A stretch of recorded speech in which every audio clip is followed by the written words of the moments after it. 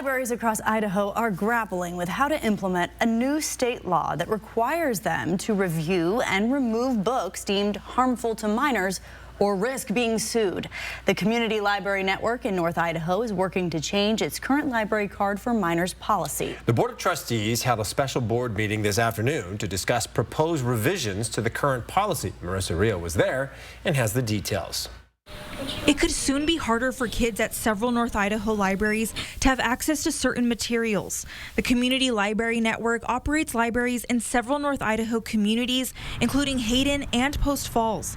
Its current library cards for minors policy has an option that allows kids to have library cards with access to all materials with a parent's permission. If we've got a House bill saying children, minors cannot be given access by CLN to harmful material, we should not be giving them a card even if the parent says it's okay, because we are at risk for what they're doing. Because of those concerns, the Board of Trustees discussed adopting a new policy that would prevent kids from having open access to all library materials, even if their parents granted permission.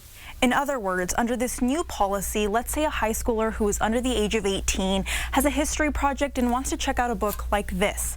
They would not have access to this entire section unless they had a parent or guardian with them.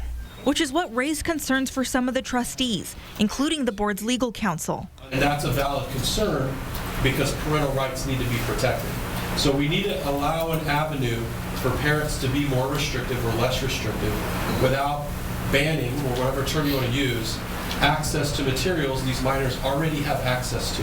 Other options were provided. We could also toughen up our library card application process. Another option discussed, locking up harmful materials.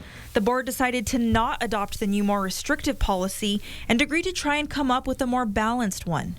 In Post Falls, Marissa Rio, 4 News Now.